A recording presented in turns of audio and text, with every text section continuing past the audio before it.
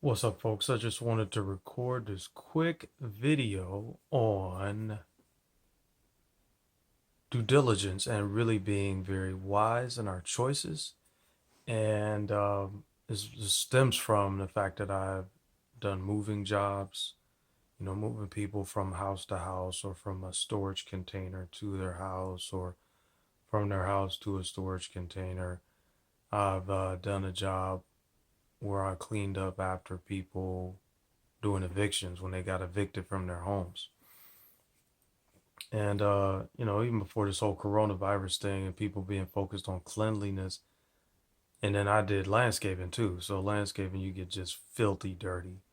And even the job that I'm currently working right now and receiving for a hardware store, I get dirty every day, and I'm lifting like 50-pound bags of mulch and things like that on a regular basis. And the one thing that, because I just came home from a moving job, a 2 day moving job. This lady, God bless her, she had, I think those are 24-foot trucks. She had two full trucks of stuff. Actually, two and a quarter, because there was still stuff that we couldn't get at the moving storage place, at the storage place, because it was after 11 and they already had, shut down and the alarm goes off. So we had to wait until tomorrow. And the whole time I just find myself asking, why is this? What's the lesson in this? You know, I like nice things. I want to have a house. My goal is financial independence, financial freedom. God bless the child that's got his own, that kind of thing. And when I see the stuff that people accumulate, how much stuff they accumulate, how much of it's just unnecessary. I mean, because this stuff that this lady has, she doesn't even have, and this is a big house we moved her into. It's not enough stuff.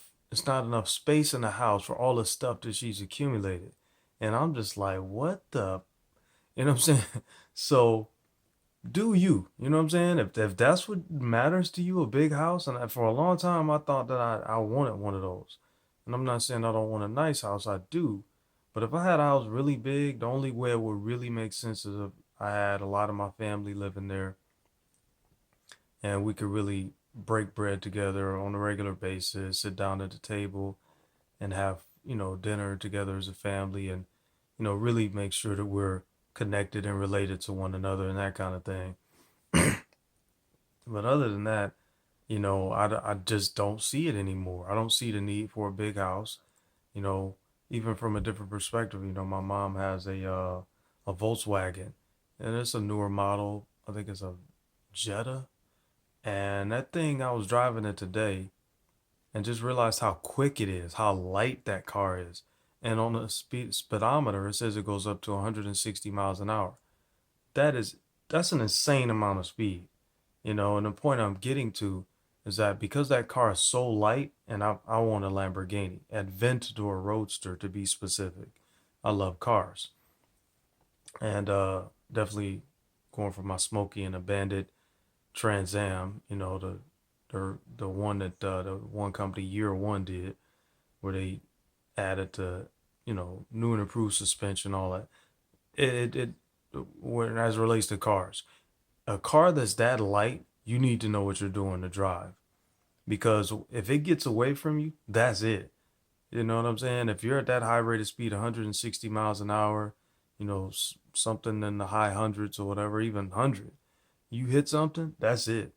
So you need to know what you're doing. So the point I'm speaking to is, do I even need a Lamborghini Aventador Roadster? I mean, I'm driving her car, which is fast, but it's not like Lamborghini Aventador Roadster fast. And I'm like, do I really need that? You know what I'm saying?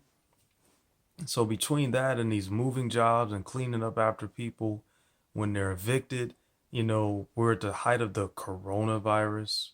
Really, I'm not gonna get into that, but that's what's in the news and that's where people are right now.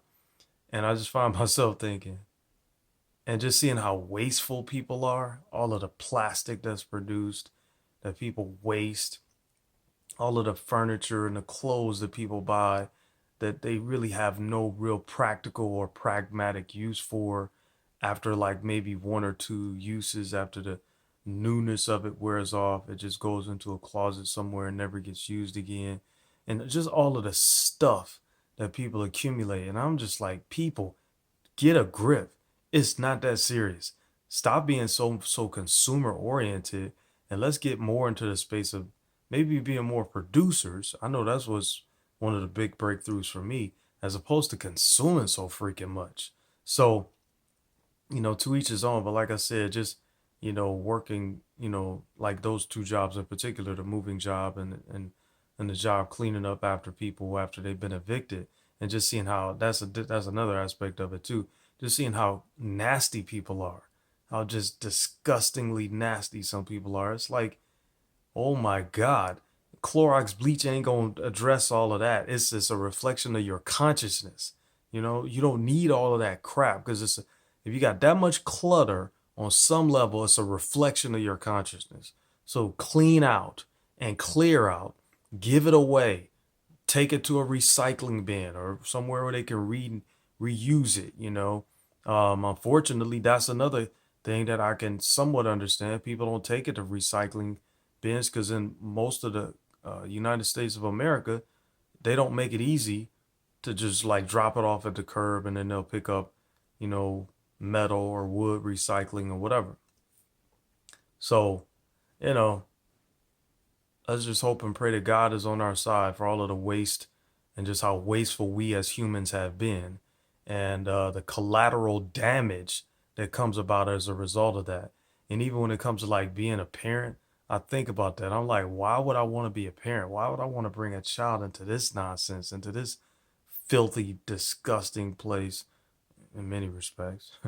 Just in light of just some of the things that I've seen from the different jobs that I've worked. So, and then the one last piece I'll add to that, the things that we have to do for money, I'm like, okay, get your money. I never would speak to anybody not getting their money and, get it honestly. And at the same time, most people are so stressed out from the work that they have to do, they're not going to be around to see it. I mean, like, what sense does that make? You're not going to even be around to see your children grow up and and get married and have children and, you know, get related to your grandchildren. It's like, stop the madness, take care. And then because the matrix, as I like to call it, America, the home of the matrix, is such a meat grinder, most people are on that treadmill chasing their own tail, making pretty good money in a lot of ways, but not investing it properly, so they don't have anything to pass down to future generations. And if people want to complain about why the system is jacked up and this, that, and the other, if you took some time and learned something about financial education and how to invest your money so you could actually have that generational wealth conversation to be able to pass it down from one generation to the next, you could have a breakthrough with your finances and your family's relationship to money, your family's health and well-being, your family's intimate relationships wouldn't be suffering and be so full of um, animosity and strife after the newness of the newlywed, honeymoon phase wears off. It takes work like anything else, and at times I just don't see it. I don't. And for the folks that are actually doing a great job when it comes to, having something that they do, that they or a way that they are that generates money for them and they have a good life and they have good relationships and they have good health, I tip my cap to you. You're the people I want to talk to. You're the people I want to get to know better because I want to see people that are making it work and have their health and wellness, their mental faculties, balanced emotions, healthy hormones, so that they can really enjoy the fruits of their labor and be around for their family for generations to come. And the one last piece I'll say to this is true story about Bonanno, Godfather. Now it's the mafia, people had their own take on that. But I saw the movie and one of the guy that was the father, Joseph Bonanno, I believe, he said his goal was to live a long, healthy life, which is an accomplishment being in the mob, and how, he wanted to see his grandchildren. And if you watch the movie, I think it's Bonanno, a Godfather story, he actually accomplished that goal. So I guess that also is something that speaks to how our words and our intention creates our world. So be intentional, be clear, do your due diligence. When you buy a home, don't rush into it. This is going to be a little longer than what I was hoping, but I got to touch on this because one of the other things too is the lady just closed on the house. So she is just getting into it. And at the same time, compared to the house that she moved from, which is a smaller place, still nice, very nice. In certain parts of the country, the house she moved from would probably be $500,000. The house she moved into, probably $1 million, right? So the point is, the smaller home that was still really nice that she moved out of, I would be willing to bet you they have copper pipes. It's just better construction.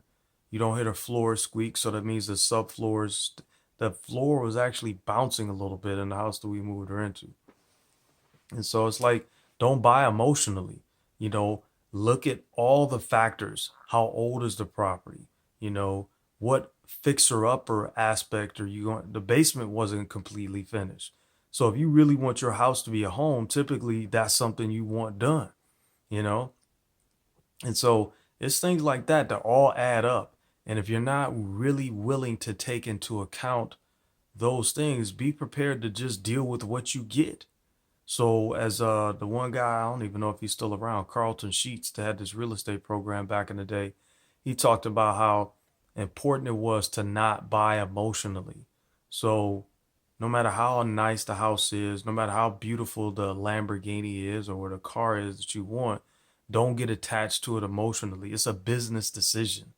And a business decision is going to affect you for years in many cases based on how, prudent you were or how frivolous you were.